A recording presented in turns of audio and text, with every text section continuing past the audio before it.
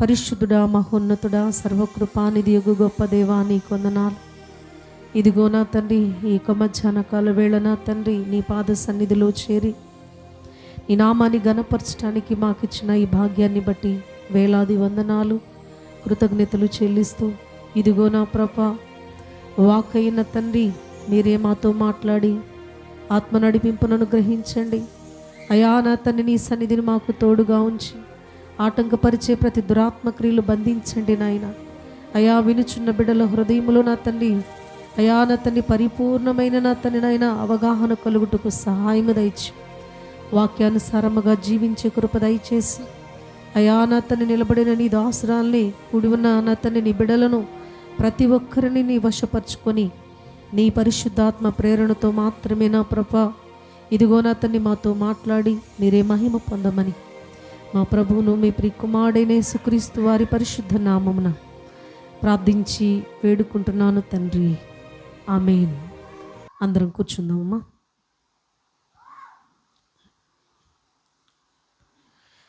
దేవుని పరిశుద్ధ నామానికి మహిమ కలుగునుగాక. హల్లెలూయా. అలాగే కూడి వచ్చిన మీ అందరికీ హృదయపూర్వక వందనాలు తెలియజేయుచున్నాను. మంచిది, దేవుని పరిశుద్ధ వాక్యాన్ని ధ్యానం చేసుకుందాం.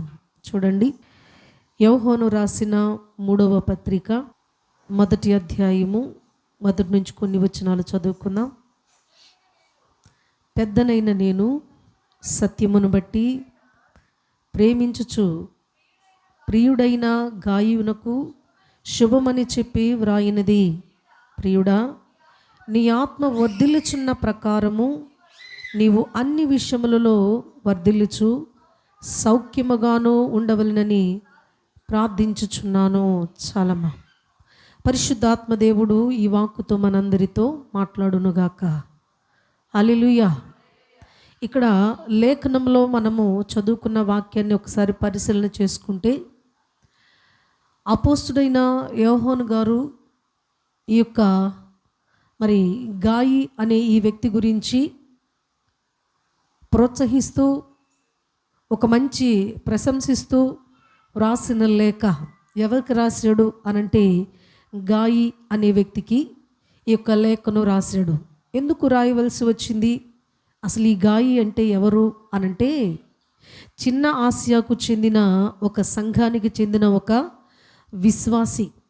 కేవలం విశ్వాసే, ఒక సేవకుడో లేదంటే ఇంక గొప్ప స్థానము కలిగిన వ్యక్తో కాదు, కానీ ఒక విశ్వాసిగా ఉన్నాడు ఈ గాయి అనే వ్యక్తి. ఒక విశ్వాసికి ఇంత ప్రాధాన్యత, ఒక విశ్వాసి ఇంతగా గుర్తింపు పొందటమా, దేవుని వాక్యంలో కూడా ఇంత ప్రథమ స్థానము ఇవ్వబడి ఉన్నది ఏమిటి అని ఒకవేళ ఆశ్చర్యం కలగొచ్చు. ఎందుకంటే ఆయన పరిశుద్ధ సన్నిధిలో ఒకసారి మనం పరిశీలన చేసినట్లయితే దేవుని యొక్క వాక్య భాగంలో ఇక్కడ యోహాను గారు ఈ యొక్క గాయికి ప్రశంసిస్తూ వ్రాసిన ఈ లేఖలో ఏమని వ్రాసాడు అనంటే, అసలు ఈ గాయి అనే వ్యక్తి ఎందుకు ఇంత ప్రసిద్ధి చెందాడు, ఎందుకు తనకి ఇంత గొప్ప స్థానం, ఒక సామాన్యమైన విశ్వాసిగా ఎదుగుతున్న అతనికి ఎందుకు అలాంటి ఒక ఉన్నతమైన గుర్తింపు కలిగింది అంటే, అతనిలో కొన్ని శ్రేష్టమైన లక్షణాలు ఉన్నవట. ఏమిటి ఆ శ్రేష్టమైన లక్షణాలు అనంటే, మొట్టమొదటిగా సంఘము పట్ల మరి మంచి విశ్వాసము కలిగిన వాడు, సంఘములో ఒక మంచి విశ్వాసిగా ఎదుగుతున్నాడు. ఎంత మంచి విశ్వాసము అనంటే, తనను ఎవరు చెడగొట్టాలన్నా కూడా, విశ్వాసం నుంచి ఏ రీతిగానైనా తను పక్కకు తొలగించాలన్నా కూడా వదలని విశ్వాసం. అలాగునే దేవుని సన్నిధిలో ఒక దృఢ నిశ్చయత కలిగి ఉండిన వ్యక్తి అట ఈ గాయి అనే వ్యక్తి. మొదట మంచి విశ్వాసిగా ఉన్నాడు. రెండవది, తనలో ఏమున్నది అనంటే యథార్థత ఉన్నదట. ఏమున్నదట? యథార్థత ఉన్నది. ఆ తర్వాత అతనిలో మంచి క్వాలిటీస్ ఇక్కడ చెప్తాడు. ఇక్కడ ఆ యోహాను గారు తన లేఖలో పొందుపరిచిన విషయం ఏంటంటే, ఆయన అంటున్నాడు కదా, ప్రియుడా, నీ ఆత్మ వర్ధిల్లుచున్న ప్రకారము నీవు అన్ని విషయములలో వర్ధిల్లుచు సౌఖ్యముగా ఉండవలని నేను ప్రార్థన చేయుచున్నాను అన్నాడు. ఎందుకనంటే సత్యమును అనుసరించి నడుచుకొనుచున్నావు. ఇక్కడ ఒక మంచి క్వాలిటీస్ తనలో ఇక్కడ యోహాను గారు గమనించాడు. ఏమిటి తనలో ఉన్న మంచి లక్షణాలు అనంటే, విశ్వాసిగా ఉన్నాడు, యథార్థపరుడుగా ఉన్నాడు, సత్యాన్ని అనుసరించే వ్యక్తిగా ఉన్నాడు. అలాగునే ఆ యొక్క అనేక మంది వ్యక్తులను తన ఇంట చేర్చుకొని ఆతిథ్యం ఇచ్చే వ్యక్తిగా ఉన్నాడు, మంచి సాక్ష్యాన్ని పొందుకున్న వ్యక్తిగా కూడా ఉన్నాడు. అయితే ఈరోజు ఈ యొక్క చిన్న ఆసియాకు చెందిన ఈ యొక్క గాయి అనే ఒక విశ్వాసి గురించి పరిశుద్ధాత్మ దేవుడు మనతో ఏం మాట్లాడాలి అనుకుంటున్నాడు అనంటే, నీవు ఎక్కడ దేవుని మాట నీ యొక్క హృదయానికి హత్తుకుంటుందో, ఎక్కడ నీ ఆత్మ వర్ధిల్లుతుందో అని నువ్వు ఆలోచన కలిగి ఒక సహవాసంలో నువ్వు సమకూర్చబడ్డావో, అక్కడ మనం చేయవలసిన పని ఏమిటి అనంటే, ఎలా ఉండాలి అంటే మొదట నమ్మకస్తులుగా ఉండాలట. ఎందుకు ఈ యొక్క గాయిలో ఇంత ప్రత్యేకత యోహాను గారికి కనబడిందంటే, ఇంకొక కోణం ఉంది ఆయనలో. ఏమిటి అని అంటే, ఆనాటి కాలంలో సంచార సువార్థికులు ఉండేవాళ్ళు. అంటే అనేక చోట్లకు తిరుగుతూ సువార్తను ప్రకటిస్తూ ఉంటారట. అలాంటి పరిస్థితిలో యోహాను గారు ఉన్న ఆ టైంలో ఈ యొక్క సంచార సువార్థికులు అనేవాళ్ళు ఎక్కువ మంది వస్తూ ఉన్నారు. అలాంటి పరిస్థితుల్లో ఎక్కువ మంది వస్తూ ఉంటే చాలా ధనము కలిగిన వాళ్ళు ఉన్నారు, అలాగనే మంచి స్థితిలో ఉన్నవాళ్ళు కూడా అనేకులు ఉన్నారు. కానీ అనేకులు కూడా ఆ యొక్క సంచార సువార్థికులను ప్రేమతో ఆహ్వానించినట్లు లేదు. ఈ గాయి అనే వ్యక్తి ఎలాంటి వ్యక్తి అయ్యా అనంటే, ఒక విశ్వాసిగా ఉండటం మాత్రమే కాదు, కానీ నా మట్టుకు నేను విశ్వాసిని, నేను గీసుకున్న గిరిలోనే ఉంటాను, ఇక నేను దాని నుంచి నేను తొలగిపోను అన్నట్లుగా తన లేడు. ఎలా ఉన్నాడు అనంటే, తన యొక్క విశ్వాసము క్రియలతో కూడినదై ఉందట. దేనితో కూడినదై ఉంది? క్రియలతో కూడినదై ఉంది. ఎందుకనంటే అంటారు కదా, ప్రార్థించే పెదవుల కన్నా సాయం చేసే చేతులు మిన్న అని అంటారు. నిజమే, ప్రార్థన చేస్తాం, ఆకలిగా ఉన్నవాడికి ఆహారం పెట్టు ప్రభు అని ప్రార్థన చేస్తాం. ప్రభు అంటాడు, నీ దగ్గర ఉంది కదా, నువ్వు ఒక ముద్ద పెట్టొచ్చుగా. నువ్వు ప్రార్థన చేసే బదులు నీవు సహాయము చేసే స్థితిలో నువ్వు ఉన్నప్పుడు నువ్వు చెయ్యి. లేని స్థితి నీకు కలిగిందా, అప్పుడు నువ్వు ప్రార్థించు, ఎవరో ఒకరి ద్వారా వారికి సహాయం అందిద్ది.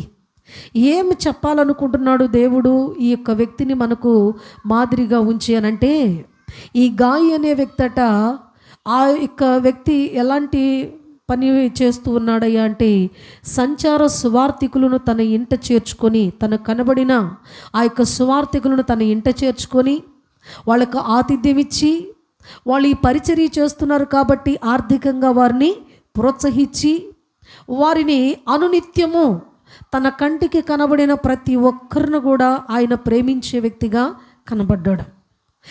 ఇలా మరి సువార్తకు సపోర్ట్ చేస్తూ ఉంటే, ఏ యొక్క సేవకుడైతే మనసులో ఎంత సంతోషపడుతూ ఉంటాడు, ఏ సేవకుడైనా మనసులో సంతోషంతో ఉంటాడు, ఏ ప్రవక్త అయినా మనసులో సంతోషపడుతూ ఉంటాడు. ఎందుకంటే వాళ్ళని పొగడకుండా ప్రశంసించకుండా ఉండలేరు. అలాగునే ఈ యొక్క యోహాను గారు యొక్క టైంలో, ప్రియమైన దేవుని బిడ్డలారా, ఆ యొక్క ప్రాంతంలో కూడా మనం గమనించినట్లయితే ఎంతోమంది ధనవంతులు ఉన్నారు. అంటే ఆత్మీయతలో రక్షణ పొందిన వారు కూడా కొంతమంది ఉన్నారు.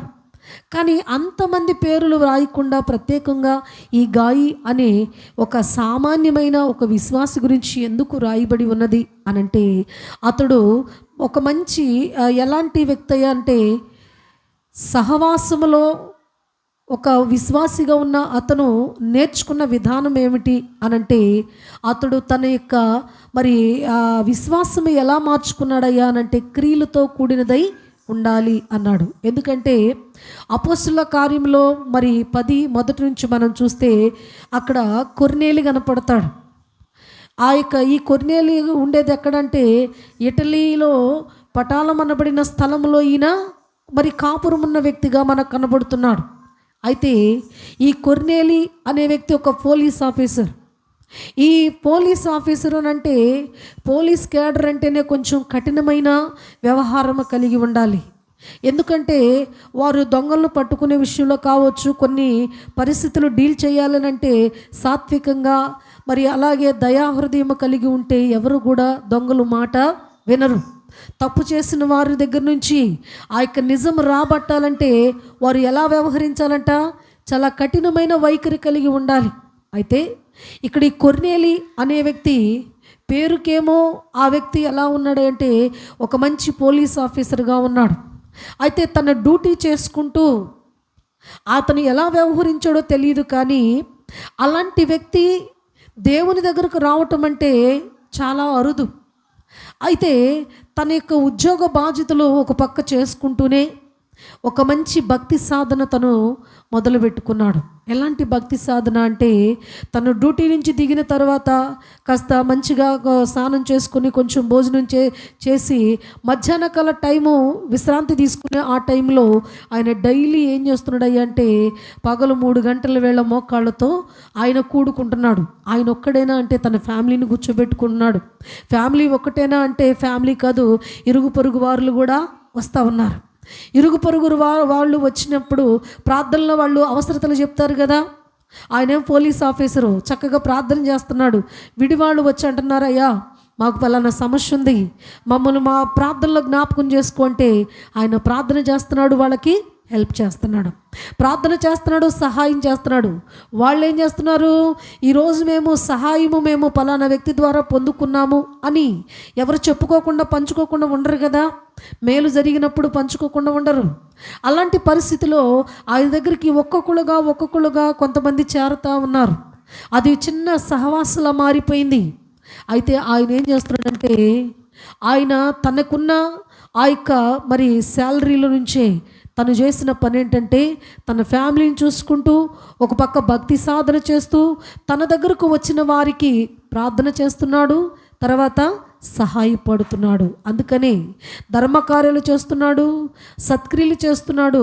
అయితే ఇక్కడ జరిగిన ఫలితం ఏమిటయ్యా అని అంటే నిజంగా ఈరోజు దేవుని సన్నిధిలో గొప్ప మంచి సహవాసము కలిగి ఉన్నవారు ఉన్నారనుకో. ఒకవేళ నువ్వు పరిచారకురాలివై పరిచర్య చేస్తూ ఉండి అందరికన్నా ఎక్కువ పరిచర్య చేస్తూ ఉంటే వాళ్ళేం బాధపడనక్కర్లా. అయ్యో నా పరిచర్య నేను ఇంత కష్టపడుతున్నానే, ఇంత బాధపడుతున్నానే, కనీసం నా కష్టము నా శ్రమ కనీసం దైవజనుడన్నా గుర్తించలేకపోతున్నాడు, నేను ఇంత శ్రమ పడుతున్నాను, దైవజనుడన్నా నన్ను గుర్తిస్తే బాగుండు అని ఒకవేళ కొంతమంది పెద్ద సంస్థల్లో ఉన్నవాళ్ళు అనుకోవచ్చు. కానీ ఈరోజు దేవుడు ఏం మాట్లాడుతున్నాడంటే సేవకుడు నిన్ను గుర్తించకపోవచ్చు, ఎందుకంటే అది నీ వేల మంది జనంలో. కానీ జీవము కలిగిన దేవుడు మాత్రము నీ క్రియలన్నీ కూడా ఆయన గుర్తెరిగే ఉన్నాడు. ఎందుకంటే కొర్నేలి ఆ వ్యక్తి చేసిన పని ఏంటంటే తను డ్యూటీ చేసుకుంటున్నాడు, ఒక పక్క భక్తి సాధన చేసుకుంటున్నాడు, తన దగ్గరకు వచ్చిన వారికి లేదు అనకుండా సహాయం చేసి మంచి పనులు, సత్క్రియలు, ధర్మకార్యాలు తను చేస్తూ ఉన్నాడు. ఇలా కంటిన్యూ అవుతూ ఉన్నది. కానీ ఒకానొక సమయంలో దేవుని స్వరము తనకు వినబడింది. ఏమని? కొర్నేలి, నీ ధర్మకార్యములు, నీ సత్క్రియలు జ్ఞాపకార్థముగా నా సన్నిధికి చేరి ఉన్నవి. అంటే ఇప్పుడు ఎవరు చూడకపోయినా పర్వాలేదు, ఈరోజు నువ్వు గుప్పిలతో కానుకేస్తూ ఉంటే అయ్యో నేను ఎక్కువలో వేసేనే, ఇది దైవజనులు చూసినట్లయితే బాగుండేదే, నేను ఇంత సమర్పణ కలిగిన వ్యక్తినని వాళ్ళు తెలుసుకుని ఒకలాంటి స్పెషల్గా నన్ను గుర్తుంచుకునే వాళ్ళే అని ఒకవేళ అనుకుంటారేమో. కానీ వాళ్ళకంటే కూడా జీవము కలిగిన దేవుడు చూస్తున్నాడన్న విషయాన్ని మర్చిపోకూడదు.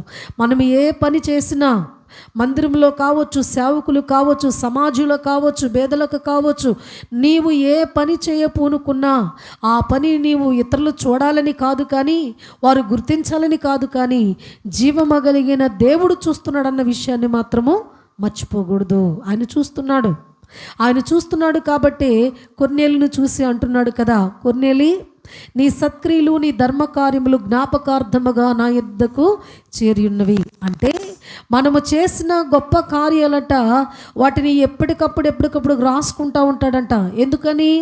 జ్ఞాపకార్థాల గ్రంథం అనేది దేవుని దగ్గర ఉన్నది. నువ్వు ఏ పని చేసినా, నువ్వు ఏది ఇచ్చినా, నువ్వు దేవుని కొరకు ఎన్ని ఉపయోగించినా కానీ నిశ్చయముగా అవన్నీ కూడా భద్రపరచబడి ఉన్నవి. వాటికి మించిన ఆశీర్వాదం అనేది దేవుడు నీకు అనుగ్రహించే దేవుడై ఉన్నాడు. అలాగున ఈ కొర్నేలి చేసిన ఈ కార్యాలను బట్టి దేవుడు తనతో ఏమని మాట్లాడాడంటే, ఈ పనులన్నీ చేసేవి బాగున్నాయి, అయితే ఇక నీకు ఒకటే కొదువుగా ఉన్నది, నీవును నీ ఇంటివారు రక్షణ పొందాలి. భక్తి సాధన మంచిగానే చేసుకుంటున్నావు, కానీ రక్షణ నీకు లేదు. కాబట్టి పేతురు గారిని మీ యొద్దకు పిలిపించుకొని అతడు చెప్పిన మాట మీరు విని ఆ మాటలు యందు విశ్వాసం ఉంచి బాప్తిస్మం పొందండి, నిత్య జీవాన్ని మీరు పొందుకుంటారని చెప్పాడు. కొర్నేలి చేసిన సత్క్రియలు ధర్మ కార్యాల వలన కొర్నేలి ఫ్యామిలీ, అలాగే కొర్నేలి దగ్గరకు వచ్చిన వారు రక్షణ పొందటానికి ఒక మంచి యొక్క ఉపయోగపడినట్లుగా కూడా మనము చెప్పుకోవచ్చు. అలాగనే ఇక్కడ వాక్య భాగంలో మనం చూడగలిగినట్లయితే ఈ గాయి అనే వ్యక్తి కూడా చేసిన పని ఏంటి అనంటే, ఆయన సంచార సువార్థికులను తన ఇంట చేర్చుకొని ఎవరు కనిపించినా కానీ వారికి సహాయపడకుండా ఆయన ఉండేవాడు కాదట. అందుకనే చూడండి, ఆసక్తి కలిగి మరి ఒక నార్మల్గా విశ్వాసంలో ఎదుగుతున్న వ్యక్తి అయినా కానీ తన వంతు సాయము సమాజానికి దేవుని పరిచర్యకి ఎలా అందించిన ఆ వ్యక్తిని దేవుడు గణపరచకుండా ఉండలేకపోయాడు. అందించిన ఆ వ్యక్తికి ఒక మంచి ఖ్యాతిని దేవుడు ఇవ్వకుండా ఉండలేకపోయాడు. కాబట్టి ఈరోజు ప్రియమైన దేవుని బిడ్డలారా, ఆయన పరిశుద్ధ సన్నిధిలో ఈ గాయి కలిగి ఉన్న కొన్ని లక్షణాలు మనము చూసి ఈరోజు మనం ఎలా ఉండాలి, ఈ యొక్క లక్షణాల వలన దేవుని సన్నిధిలో మనము ఎలా ఎదగాలి అనేది కొన్ని విషయాలు మనము ధ్యానం చేసుకుందాం. మొట్టమొదటిగా అసలు ఈ వ్యక్తికి అలాంటి ఒక మంచి ఆలోచన ఎలా వచ్చింది? ఒకవేళ ఈయనేమైనా మంచి స్థితి కలిగిన వ్యక్తా, గొప్ప ఐశ్వర్యవంతుడా, ఇతను వాళ్ళకి పోయే వాళ్ళకి దానాలు చేసుకుంటా పోతే తన ఇంటి వారు ఊరుకుంటారా అని అంటే ఊరుకోరు. ఎందుకనంటే కుటుంబము పాడు చేస్తూ ఉంటే ఎవరు ఊరుకోరు. నువ్వు అనర్హంగా అందరికి ఇచ్చేస్తా ఉన్నావు, మాకేముంది అని ఒకవేళ పడతారు. కానీ ఈ యొక్క గాయి అనే వ్యక్తి ఎవరిని బట్టి ఈ కార్యాలు చేశాడు, ఎవరిని ఆశ్రయించి కార్యాలు చేశాడు, ఇలా చేయటానికి కారణం ఏమిటి అని ఒకసారి మనం పరిశీలన చేసుకుంటే ఒక మాట చూడండి. ఫిలిప్పీయులకు రాసిన పత్రిక 4వ అధ్యాయము 19వ వచనాన్ని ధ్యానం చేసుకుందాం. చదువమ్మా. కాగా దేవుడు తన ఐశ్వర్యము చొప్పున క్రీస్తు యేసునందు మహిమలో మీ ప్రతి అవసరమును తీర్చును. హల్లెలూయా. ఇక్కడ మనము చూడగలిగినట్లయితే ఈ గాయి అనే వ్యక్తి ఎవరిని ఆశ్రయించాడట? జీవమగలిగిన దేవునిని ఆశ్రయించాడు. ఎందుకనంటే తను ప్రార్థన చేస్తూ ఉన్నాడు, ప్రభువా ఇతరులకు సాయపడాలన్న ఆశ నాలో ఉన్నది, కానీ ఈరోజు వాళ్ళకి నేను ఏదైనా హెల్ప్ చేయాలంటే మొదట నీవు నన్ను దీవించాలి, నీ ఆశీర్వాదము నాకు ఉండాలి, నీ దీవెన నాకు ఉండాలి, నీ కృపను నేను పొందుకోవాలి అని దేవుని ఎదుట తన కుటుంబము నిమిత్తము తన అవసరతలను బట్టి అడిగాడు దేవునిని.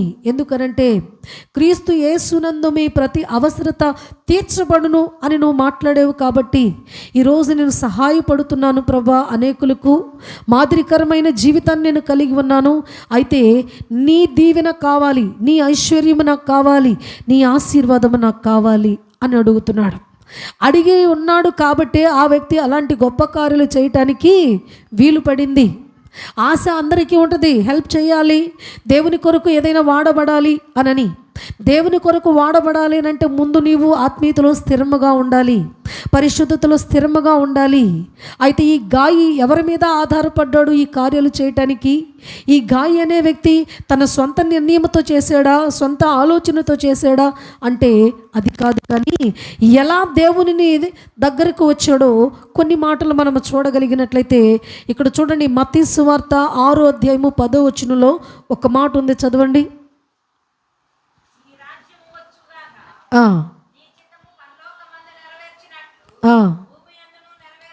హల్లెలూయా. ఇక్కడ మొట్టమొదటిగా మనము దేవుని సన్నిధానంలో మనము పరిపూర్ణమైన దీవెన మనము పొందుకోవాలి అనంటే మనం చేయవలసిన పని ఏంటో తెలుసా? దేవుని చిత్తాన్ని మనం అడగాలి. ప్రభువా నీ చిత్తం ఏమిటి? నీ చిత్తానుసారముగా నన్ను నడుచుకునేటట్లుగా నన్ను ఆశీర్వదించయ్యా అని ఎవరైతే దేవుని చిత్తాన్ని ఆశ్రయిస్తారో అలాంటి వారికి గొప్ప దీవెన కలుగుతుందట.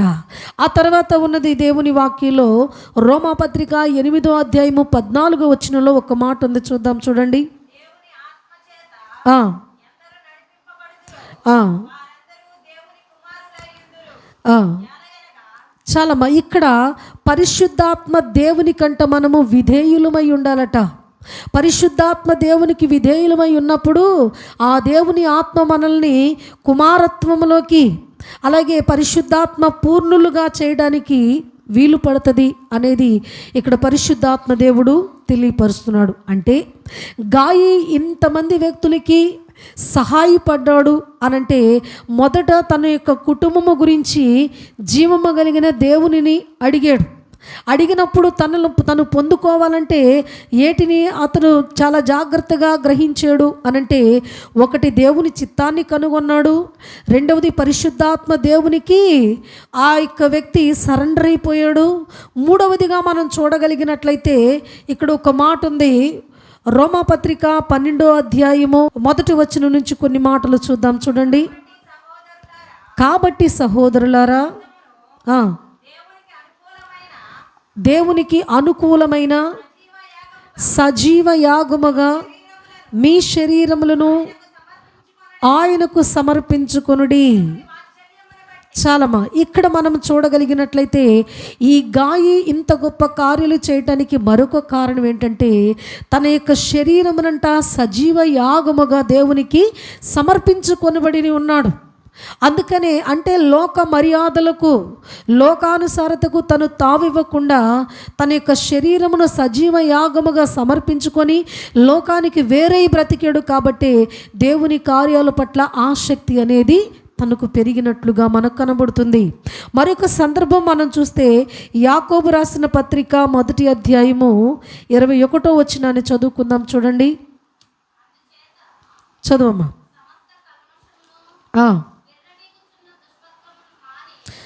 అందుచేత సమస్త కల్మషమును వెర్రవీగుచున్న దుష్టత్వమును మాని లోపల నాటబడిన మీ ఆత్మలను రక్షించుకొనుటకు శక్తిగల వాక్యమును సాత్వికముతో అంగీకరించుడి. హల్లెలూయా. ఇక్కడ మనం చూడగలిగినట్లయితే ఈ కార్యాలన్నీ చేయడానికి ప్రథమ కారణం ఏమిటంటే దేవుని వాక్యం అనేది హృదయంలో ఉండాలట. దేవుని వాక్యం ఎప్పుడైతే మన హృదయంలో నాటబడుతుందో అప్పుడు మనకు అన్ని ఆత్మ సంబంధమైన సంకేతాలు రిలీజ్ చేస్తూ ఉంటుంది మన యొక్క హృదయము. అలాగనే దేవుని పని పట్ల ఆసక్తి ఉంటుంది. అలాంటప్పుడు దేవుని కార్యాలు చేసేటప్పుడు, అలాగే దేవుని కొరకు ఏదైనా ఉపయోగపడాలి అనుకుంటున్నప్పుడు విసుగుదల ఉండదు. అలాగనే అయ్యయ్యో నా యొక్క సంపాదన వెళ్ళిపోతుందన్న బాధ అనేది ఉండదు. ఎందుకనంటే నీ ఆత్మ వర్ధిల్లుచున్న కొలది దేవుని కొరకు వాడబడడానికి నీవు ఇష్టపడుచున్నావు. కాబట్టి అవన్నీ కూడా ఆశీర్వాదాలే తప్ప మరొకటి కాదు అనేది జ్ఞాపకం చేసుకోవాలి. అంటే దేవుని వాక్యము హృదయంలో ఉండగలిగినప్పుడు ఇలాంటి గొప్ప కార్యాలు చేయగలుగుతాం. ఆ తర్వాత మనం చూడగలిగినట్లయితే మత్తయి సువార్త 6వ అధ్యాయము 33వ వచనంలో ఒక మాట ఉంది, చూద్దాం. చూడండి, మత్తయి సువార్త 6:33. కాబట్టి మీరు ఆయన రాజ్యమును నీతిని మొదట వెతుకుడి, అప్పుడు అవన్నీ మీకు అనుగ్రహింపబడును. హల్లెలూయా. ఇక్కడ మనం చూడగలిగినట్లయితే మొదట మనము దేనిని వెతకాలట? దేవుని వాక్యం కూడా మనతో ఏమని మాట్లాడుతున్నాడు అని అంటే, మీరు పైనున్న వాటిని వెతకండి అని అన్నాడు. ఏం ప్రభా, మరి కిందున్న వాటితో మాకేం పని లేదా అని అంటే ఆయన అన్నాడు, ఏ పూటకు కావలసిన ఆహారం నేను ఆ పూటకు సిద్ధపరిచాను, మీరు పక్షుల కంటే శ్రేష్ఠులు కారా అన్నాడు. అంటే మనము పక్షుల కంటే శ్రేష్ఠులమి, దేవదూతల కంటే శ్రేష్ఠులమి, లోకములో ఉన్నవారు అందరికంటే కూడా శ్రేష్ఠులమే. అయితే జీవము కలిగిన దేవుడు మన పోషకుడై ఉన్నాడు. జీవము కలిగిన దేవుడు మన సంరక్షకుడై ఉన్నాడు. జీవము కలిగిన దేవుడు మన బాధ్యతను భరించే దేవుడై ఉన్నాడు. మన బాధ్యతను పుచ్చుకుంటాడు, మన భారాన్ని భరించువాడై ఉంటాడు. అయితే ఇన్ని కలిగిన దేవునిని కలిగి ఉన్న మనము ఈరోజు ఇప్పుడు ఎవరిని వెతకాలి? దేనిని వెతకాలి? ఏమి తిందుమా, ఏమి తాగుదుమా, ఏమి ధరించుకుందుమా అని లోకములో వ్యర్థత కోసమో, లయమైపోయే వాటి కోసమో, నువ్వు అడగకపోయినా అవి దేవుడు నీకు ఉచితంగా ఇచ్చే వాటి కోసమే నీ సమయం అంతా వృధా చేస్తున్నావా? అందుకే దేవుని వాక్యలో ఏమన్నదంటే, పైనున్న వాటిని మీరు వెతకండి. ఏముంది పైన? జీవము కలిగిన దేవుడు మన కొరకు ఒక రాజ్యాన్ని సిద్ధపరిచాడు. ఆ రాజ్యము కొరకు మనము ప్రయాసపడాలి.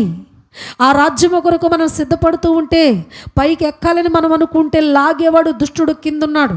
కాబట్టి దుష్టుడు బాణాలు ఎలా ఎదిరించాలా, పైనుంచి ఎలా శక్తిని పొందుకోవాలా, పరిశుద్ధాత్మ సహాయం ఎలా కోరుకోవాలా అని ఎప్పుడైతే మన ఆలోచన, మన యొక్క విధానం ఎప్పుడు దేవుని మీద ఉంటుందో, అప్పుడు మన మనసల్లా లోకములో ఉన్న వీటి మీద ఉండదు. అయ్యో వాళ్ళు బాగుపడుతున్నారే, వీళ్ళు పొలాలు కొన్నారే, వాళ్ళు ఇల్లు కట్టారే, వాళ్ళకు ఉద్యోగాలు వచ్చినాయే, వారి వ్యాపారాలు బాగున్నాయే, వారి వ్యవసాయం బాగుందే అని ఇతరులను చూసి ఏడ్చే స్థితిలో అప్పుడు ఇక మనం ఉన్నాం. ఎందుకో తెలుసా? నీ హృదయం అంతా నిండిపోయింది. దేనితో నిండిపోయింది? దేనితో నువ్వు నింపుకున్నావంటే దేవుని చిత్తముతో నింపేసుకున్నావు, పరిశుద్ధాత్మకు నిలయముగా మార్చుకున్నావు, లోక మర్యాదలకు దూరంగా ఉన్నావు. దేవుని వాక్యము నీలో ఉన్నది. కాబట్టి ఈరోజు పైనున్న వాటిని నువ్వు వెతికే గొప్ప మెట్టులోకి నువ్వు వచ్చేసావు. అంటే ఆత్మీయతలో ఒక ఉన్నతమైన పరిపక్వత కలిగి ఉన్నట్లుగా కనబడుతుంది. ఇలాంటి వ్యక్తుల యొక్క ఆలోచనల్లో ఎలా ఉంటుందయ్యా అని అంటే, నేనేం చేయాలి దేవుని కొరకు, దేవుడు నన్ను ఇంతగా ఆశీర్వదించాడు, నేను దేవుని కొరకు ఏం చేయాలి అని ఆ ఆలోచన ఉంటుంది. అయితే ఒక్క మాట మీకు అనిపిస్తూ ఉంటుంది, ఉన్న వల్ల దేవుడని దేవుడికి ఇచ్చేస్తే ఇంకా మాకేం మిగులుతుంది అని మనం అనుకుంటామేమో. అన్నీ ఆయన ఇవ్వమని అడుగుతున్నాడా? ఈరోజు ప్రియమైన దేవుని బిడ్డలారా అంటున్నాడు కదా, నీవు ఆశీర్వదించబడి ఉన్నావు కదా, నీవు ఆశీర్వదించబడిన కొలది నువ్వు దేవునికి ఇచ్చినప్పుడు దేవుని దీవెన నీవు పొందుకుంటావు. ఎలాంటి దీవెన అనంటే, ఈరోజు ప్రియమైన దేవుని బిడ్డలారా ఆయన పరిశుద్ధ సన్నిధిలో మనము చూడగలిగినట్లయితే, ఈ యొక్క వాక్య భాగంలో మనం గమనించినట్లయితే, దేవుని కొరకు మనము సత్క్రియ చేయటానికి ఇష్టపడినప్పుడు, దేవుని కొరకు కొన్ని కార్యాలు యందు మనం ముందు ఆసక్తి కలిగి ఉన్నప్పుడు, దేవుని కొరకు నీ ధనాన్ని కొంత నువ్వు ఖర్చు చేసినప్పుడు, ఆ ఫలము నీకు ఊరకనే పోదు. ఏమవుతుందో తెలుసా? నీ బిడ్డలకు, నీ పిల్లలకు, నీ కుటుంబం అనుభవిస్తారు. తర్వాత నీ తరానికి కూడా ఆశీర్వాదం కలుగుతుంది. దేవుని కొరకు నువ్వు చేసిన మంచి పని నువ్వు ఈ భూమి మీద ఉండగానే బిడ్డలు పొందుకుంటారు, నీకు ఫ్యామిలీ చూస్తుంది, తర్వాత నీ తరాల వారికి కూడా ఆశీర్వాదము కలుగుతూ ఉంటుంది అనేది మనం చూస్తుంటున్నాం. ఎందుకంటే శాపము బిడ్డలను వెంటాడినప్పుడు ఆశీర్వాదం కూడా ఉండదా? చెప్పండి, ఆశీర్వాదము కూడా ఉంటుంది. ఏ కోరాహు కుమారులకి తండ్రి దోషము వెంటాడింది కదా, ఆ యొక్క వెంటాడిన దోషం నుంచి తప్పించబడ్డారు అని అంటే వాళ్ళు ఏమైనా తప్పు చేశారా? వాళ్ళు ఏమైనా పాపంలో వారు ఉన్నారా? వారికి ఏమైనా వీళ్ళు సలహాలు ఇచ్చారా? అంటే తండ్రుల పాపముతో కుమారులకి ఎటువంటి సంబంధం లేదు. అయినా కానీ కోరాహు, దాతాను, అభిరాములు వీళ్ళు చేసిన పాపమును బట్టి వాళ్ళ ఫ్యామిలీలు మొత్తం ఎఫెక్ట్ అయిపోతే, కోరాహు కుమారులు ఎక్కడికి పరుగులు తీసుకుంటూ వెళ్ళారట? దేవుని సన్నిధికి వెళ్ళి బలిపీఠపు కొమ్మును పట్టుకుని వారు ప్రార్థన చేసినప్పుడు ఉగ్రత నిలిచిపోయింది. అంటే ఏంటంటే తండ్రుల దోషము బిడ్డలకు కూడా వస్తుంది. అలాగనే తల్లిదండ్రులు చేసిన మంచి పనులు, తల్లిదండ్రులు చేసిన ఆ యొక్క మంచి సత్క్రియలు, ఆ దీవెన ఎవరికి వెళ్తుందట? నీ తరానికి కూడా వెళ్తుంది. బిడ్డలు దీవించబడతారు, నీ తరము కూడా ఆశీర్వదించబడుతూ ఉంటారు. అలాగున ప్రియమైన దేవుని బిడ్డలారా, ఒక 5 విషయాలలో ఇక్కడ గాయి అనే వ్యక్తి ఎంతగా సిద్ధపడ్డాడో మనకు కనబడుతుంది. ఒక 5 విషయాలు ఇక్కడ మనము దేవుని యొక్క వాక్యాన్ని చూసాం. అంటే మొదటేమో కుటుంబ అవసరతల కొరకు ఎలా అడగాలో చూపించాడు. ఆ తర్వాత మనం చూడగలిగినట్లయితే తను ఇలాంటి కార్యాలు చేయటానికి అటు వాళ్ళకి భోజనం పెట్టి, ఆ తర్వాత వాళ్ళని అవసరతలో సహాయం చేసి సేవను ప్రోత్సహిస్తూ ఉన్న మంచి మనసును బట్టి అపోస్తుడైన యోహాను గారు ఈ గాయిని పొగడకుండా ఉండలేకపోయాడు, ప్రశంసించకుండా ఉండలేకపోయాడు. ఎందుకంటే అన్ని విషయాల్లో నీవు ఎంతో హెల్ప్ చేస్తున్నావు. చేయగలిగిన అవకాశం ఉండి కూడా కొంతమంది హృదయాలు కఠినమైపోతే, నువ్వు నార్మల్ విశ్వాసిగా ఉండి ఇంత గొప్ప కార్యాలు నువ్వు చేస్తున్నావు అని అంటే నిజంగా నీ తనలో ఉన్న మంచి క్వాలిటీసే ఈరోజు ఈ యొక్క గ్రంథంలో, ఈ యొక్క ఉత్తరంలో పొందుపరిచి ఉంచాడు అనమాట. లేఖ అని రాశాడు కదా, ఇక్కడ ప్రియమైన దేవుని బిడ్డలారా, ఇక్కడ ఈ యొక్క గాయికి ఒక ఉత్తరం అనుకోండి, మన భాషలో అర్థం అవ్వాలంటే ఎవరు రాశారు ఈ ఉత్తరము? ఎవరు రాశాడు? అపోస్తుడైన యోహాను గారు గాయికి ఈ లెటర్ వేశాడు. ఈ లెటర్లో తన గురించిన వివరణ అంతా చెప్పాడు. ఇప్పుడు ఆ లెటర్ను మనము ధ్యానం చేసుకుంటున్నాం. హల్లెలూయా. ఏముంది ఆ లెటర్లు అంటే తన యొక్క మంచి లక్షణాలు ఉన్నాయి. దేవుని సన్నిధిలో ప్రార్థనకు వెళుతున్నాము కాదు, కానీ వెళ్ళి వచ్చే ఈ క్రమంలోనే ఆత్మీయతలో ఎలా ఎదగాలి, ఎలా దేవుని యొక్క ఆత్మను పొందుకోవాలి, దేవుని కొరకు ఏమి సత్క్రియలు చేయాలి, అవి చేయటం వల్ల నీకు లాభమే తప్ప నష్టం అనేది ఎన్నడూ కూడా లేదు అనేది ఈ గాయి తన యొక్క ప్రవర్తన బట్టి నిరూపించినట్లుగా మనకు కనబడుతుంది. అందుకనే ప్రియమైన దేవుని బిడ్డలారా, ఆయన పరిశుద్ధ లేఖన భాగంలో ఈ గాయి యొక్క హృదయంలో ఎన్ని విషయాలు దాగి ఉన్నవి, ఇలాంటి కార్యాలు చేయడానికి 5 సందర్భాలు ఉన్నాయి. ఒకటి, దేవుని చిత్తాన్ని కలిగి ఉన్నాడు. రెండవది, పరిశుద్ధాత్మ దేవునికి విధేయత చూపించాడు. మూడవది, లోక మర్యాదలకు దూరంగా ఉన్నాడు. నాలుగవది, దేవుని వాక్యాన్ని తన హృదయంలో ఉంచుకున్నాడు. ఐదవదిగా, పైనున్న వాటినే వెతుకుతూ కిందున్న వాటిని దేవుని పరిచర్య కొరకు ఖర్చు చేస్తూ దేవుని కృపలో వర్ధిల్లుతూ ఉన్నాడు. అందుకనే యోహాను గారు ఏమంటున్నాడు తెలుసా? ప్రియుడా, నీ ఆత్మ వర్ధిల్లుచున్నది, నువ్వు సత్యమును అనుసరించి ఇటు గొప్ప కార్యాలను చేస్తున్నావు అని దేవునిని బట్టి అతను ప్రశంసించినట్లుగా మనకు కనబడుతుంది. అయితే ఈరోజు పరిశుద్ధాత్మ దేవుని సన్నిధిలో, ఈరోజు మనము దేవుని సన్నిధిలో, మనము కూడా ఆయన సన్నిధిలో అవసరతల కొరకు మనము అడుగుతున్నాం. అయితే ఈ 5 లక్షణాలు కూడా మన హృదయంలో ఉన్నప్పుడు నిశ్చయముగా నువ్వు అడుగు వాటికంటే, ఊహించు వాటికంటే అత్యధికముగా నీకు ఇవ్వగల శక్తివంతుడు మన దేవుడు. అయితే ఆయన అంటున్నాడు కదా, అడిగినవన్నీ ఇస్తానని ఏది పడితే అది అడిగితే ఇవ్వను, కానీ ఏం అడగమంటున్నాడు అని అంటే, దేవుని సన్నిధిలో ప్రియమైన దేవుని బిడ్డలారా, ఏది అవసరమో అది అడగాలి, ఏది అనవసరమని దేవునికి అనిపించిద్దో నువ్వు అడిగినా కానీ అది ఆయన ఇవ్వడు. అడిగేటప్పుడు అంట మనము మన భోగేచ్ఛల కొరకు అడగకూడదంట. దేని కొరకు? మన భోగేచ్ఛలు అని అంటే, సుఖపడాలి నేను, ప్రభా నాకు కారు ఇవ్వయ్యా, ప్రభా నాకు 2 ఎకరాలు పొలం ఇయ్యయ్యా, ప్రభా నాకు 4 అంతస్తులు బిల్డింగ్ ఇయ్యయ్యా అని అంటే, ఇవి ఏందంట? సుఖభోగాలు. అందుకంటాడు ఈ భోగేచ్ఛలు, వీటిని నువ్వు అడగొద్దు. నీకు ఏది అవసరమో అది నేను నీకు నిశ్చయముగా నీకు ఇస్తాను అని మాట్లాడుతున్నాడు. అయితే ఇక్కడ దేని కొరకు ఈ గాయి అడిగాడు అని అంటే, హెల్ప్ చేయటానికి, దేవుని ఆత్మను పొందుకోవడానికి, పైనున్న వాటినే వెతకటానికి అడిగాడు. కాబట్టి అతడు పొందుకున్న విధానము ఈనాటి క్రైస్తవ్యానికి ప్రతి ఒక్కరూ కూడా నేర్చుకోవాల్సిన ఒక మంచి లక్షణం ఏంటంటే, మనము అన్ని విషయములలో వర్ధిల్లాలి అనంటే ఒక 5 లక్షణాలు ఆయన ఏ రీతిగా కలిగి ఉన్నాడో మన హృదయంలో కూడా అలా కలిగి ఉన్నప్పుడు నిశ్చయముగా దేవుని దగ్గర నుంచి ఫలమైతే పొందుకుంటాం.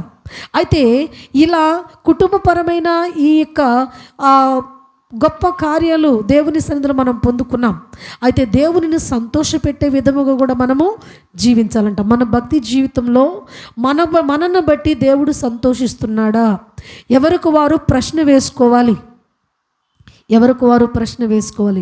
నా భక్తి జీవితమును బట్టి, నా విశ్వాసమును బట్టి, నేను నడిచే విధానమును బట్టి నా దేవునికి నా నుంచి ఏమైనా సంతోషము కలిగిందా? సంతోషము కలగాలి అని అంటే నేనేం చేయాలి అనంటే, ఒక మాట చదువుదాం చూడండి దేవుని వాక్యాన్ని. సామెతల గ్రంథం 11వ అధ్యాయము 20వ వచనం ఒక మాటను చదువుదాం.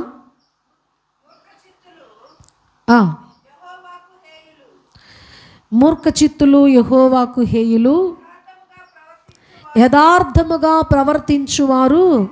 హల్లెలూయా. దేవునికి మనము ఇచ్చేది ఏదైనా ఉన్నది అని అంటే ఎలా ఉండాలంట? మనము దేవునికి మన నుంచి సంతోషము కలగాలంటే మొదట మనం ఎలా ఉండాలంట? యథార్థ హృదయులై ఉంటే ఆయనకు చాలా ఇష్టంగా ఉండగలుగుతామంట. అందుకనే యథార్థ హృదయులుగా ఉండటానికి ఇష్టపడాలి. అప్పుడే ఆయన మనలను అంగీకరించే దేవుడుగా కనబడుతున్నాడు. మరి ఒక సందర్భాన్ని మనం చూస్తే కీర్తన గ్రంథము 84వ కీర్తన 11వ వచనం కూడా మనం ధ్యానం చేసుకుందాం. 84:11 చదువమ్మా. దేవుడైన యెహోవా సూర్యుడును ఆ, యెహోవా కృపయు యెహోవా కృపయు ఘనతను అనుగ్రహించును. యథార్థముగా ప్రవర్తించు వారికి ఆయన ఏ మేలు చేయక మానడు. హల్లెలూయా. యథార్థముగా ప్రవర్తించే వారికంట ఆయన ఏ మేలు చేయక మానడంట. ప్రతిదీ మేలే, ప్రతిదీ ఆశీర్వాదమే. అప్పుడు ఇతరులు అనుకుంటారు, వీళ్ళకి మా దగ్గర పొలాలున్నా, మేము మంచి స్థితి కలిగి ఉన్నా, మేము ఒక స్థితిలో మేమున్నా, కానీ వీళ్ళు ఉన్నంత మనశ్శాంతిగా మేము లేవేంటి, వీళ్ళు ధరించిన మంచి వస్త్రాలు మేము ఎందుకు ధరించలేకపోతున్నాం, వీళ్ళున్నంత లగ్జరీగా మేము ఎందుకు ఉండలేకపోతున్నాం అని అనుకుంటారు. చాలామంది కూడా ధనం అయితే ఉంటుంది, కానీ అనుభవించే ఆ కృప అనేది వారికి దొరకదు. ఇక వాళ్ళు కూడబెట్టుకోవటమే తప్ప వాళ్ళు అనుభవించటం అనేది లేదు వాళ్ళకి. కానీ వీళ్ళకు ఒక ప్రశ్న అన్నమాట, ఇంత ఆస్తి ఉండి, ఇంత గొప్ప స్థితి ఉండి, నేను ఎందుకు మంచి వస్త్రాలు కట్టుకోలేకపోతున్నాను, నేను ఎందుకు మంచి తిండి తినలేకపోతున్నాను, ఇన్ని మంచి స్థితి ఉండి కూడా ఎందుకు నేను చెప్తున్నానంటే, మంచి పొలములు కలిగిన వాళ్ళు కూడా ఎవరి దగ్గర అప్పులు చేస్తారో తెలుసా? ఎవరి దగ్గర వడ్డీలు తీసుకుంటారో తెలుసా? నార్మల్గా పొలం పనులకి వెళ్ళే వాళ్ళ దగ్గర వడ్డీలు తీసుకుంటారు. భలే ఆశ్చర్యం అనిపించింది నాకు. ఎందుకనంటే అంత పొలము కలిగి ఉండి, అంత స్థితి కలిగి ఉండ, కానీ ఎవరి దగ్గరికి అప్పుకి వచ్చారు వీళ్ళు? ఎవరి దగ్గరికి వెళ్ళాలి అప్పుకి? పొలము కలిగిన వాళ్ళు, స్థితి కలిగిన వాళ్ళ దగ్గరికి నార్మల్గా కూలి పని చేసుకునే వాళ్ళు పోవాలా. కానీ చూడండి, నిజంగా దేవుని ఆశీర్వాదం ఎంత గొప్పది, ఎంత దీవెనకరంగా ఉంటుంది అనంటే, వాళ్ళు వచ్చి, ధనం కలిగిన వాళ్ళు వచ్చి పెట్టుబడి కోసం ఎవరి దగ్గర అప్పు తీసుకుంటున్నారు? నార్మల్గా కూలి పని చేసుకునే వాళ్ళ దగ్గర వడ్డీలకు తీసుకొని, వడ్డీలకు డబల్ వడ్డీలు వేసి కడుతూ ఉంటూ ఉన్నారు. నేను చాలామందిని చూసా, అందుకే నేను చెప్తున్నా. ఈరోజు ప్రియమైన దేవుని బిడ్డలారా, నిజముగా ఆయన పరిశుద్ధ సన్నిధిలో యథార్థ హృదయము గల వారికి ఆయన ఏ మేలు చేయక మానడు అన్న విషయం ఎంత సత్యమైనదో, మనము నీతి కలిగి యథార్థత కలిగి ఉన్నప్పుడే దేవుని దీవెనను మనము పొందుకోగలుగుతూ ఉంటాం. నువ్వు యథార్థతను విడిచిపెట్టి ఎంత కూడబెట్టుకున్నా, నువ్వు ఏది సాధించినా కానీ, ఒకవేళ నేను ఇన్ని విధాలైన పరిస్థితులకు నేను వెళ్ళి నేను ఇంత ధనాన్ని గడించాను అని ఒకవేళ సుఖపడే స్థితి ఏమన్నా ఉన్నదా? కొన్ని వేల సంవత్సరాలు బ్రతికే అవకాశం ఏమన్నా ఉన్నదా? లేదు కదా. ఎన్ని సంవత్సరాలు మన వైభవమో? 60, 70 లేదంటే 80, 100 లోపే. నువ్వెంత కూడబెట్టుకున్నా కానీ ప్రయోజనులు. అది కూడబెట్టుకోవడానికి నువ్వు ఆడిన అబద్ధాలు, నువ్వు చేసిన పనులు, నీ యొక్క విధానం అంతా కూడా చాలా భయంకరంగా ఉండవచ్చును.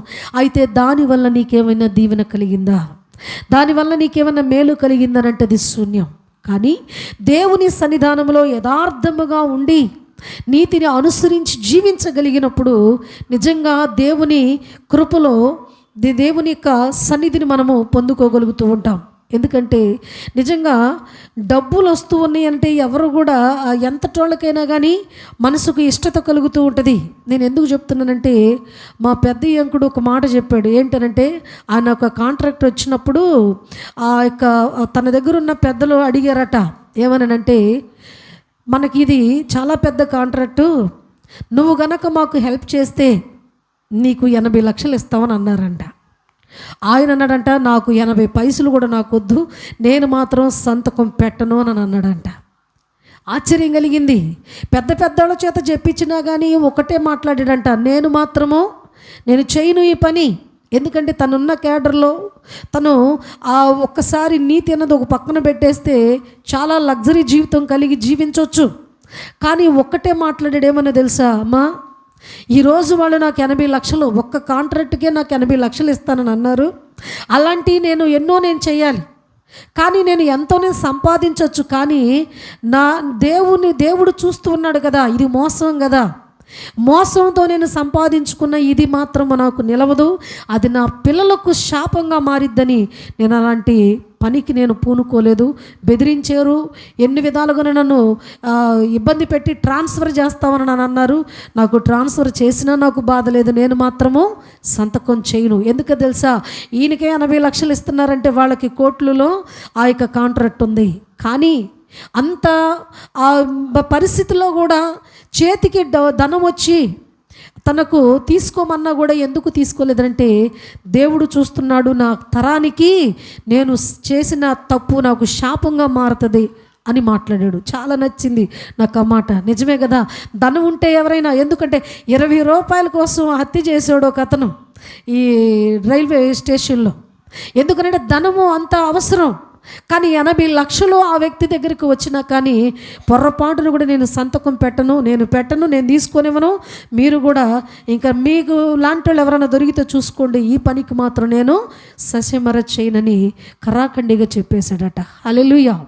ఈరోజు ప్రియమైన దేవుని బిడ్డలారా, అందుకనే దేవుని సన్నిధిలో ఒకవేళ ఈ భూపరంగా తను సంపాదన కొంచెం తక్కువే కావచ్చు, కానీ పరసంబంధంగా మాత్రం నిశ్చయమైన ఆశీర్వాదం, తన తరానికి దీవెన మాత్రము సంపాదించుకునేటట్లుగా ఉండాలి అనేది మనం జ్ఞాపకం చేసుకోవాలి. ఈ రోజైన పరిశుద్ధ సన్నిధానంలో అందుకనే యథార్థ హృదయం కలిగి ఉన్నవారికి దేవుడు ఏ మేలు చేయక మానడు అనేది జ్ఞాపకం చేసుకోవాలి. అందుకని ఈ గాయిలో ఏమున్నదయ్యా అనంటే యథార్థమైన ప్రవర్తన కలిగి ఉన్నాడు కాబట్టి దేవునికి ఇష్టడు కాగలిగాడు. అలాగే యథార్థమైన ప్రవర్తన, యథార్థమైన స్థితిలో తనున్నాడు కాబట్టి దేవుడు మేలు చేయకుండా అతనికి ఉండలేకపోయాడు. ఇప్పుడు తన దగ్గర పైసలు ఉంటేనే కదా బయట వాళ్ళకి దానాలు చేయాలన్నా ధర్మాలు చేయాలన్నా, కానీ ఇచ్చాడు దేవుడు. ఎందుకు ఇచ్చాడు అనంటే తన యొక్క యథార్థత నచ్చింది, అందుకే దేవునికి ఇష్టడు కాగలిగాడు. కాబట్టి తనకు దేవుడు గొప్ప కృపను ఇచ్చినట్లుగా మనకు కనబడుతుంది. అయితే ఈరోజు దేవుని యొక్క వాక్యంలో మనం చూడగలిగినట్లయితే లేవియా కాండము 26వ అధ్యాయము కొన్ని వచనాలు మనం చూద్దాం. లేవియా కాండము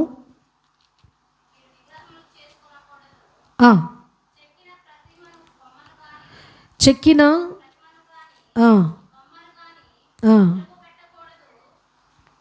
చదువమ్మా, చదువు, అదే చదువు.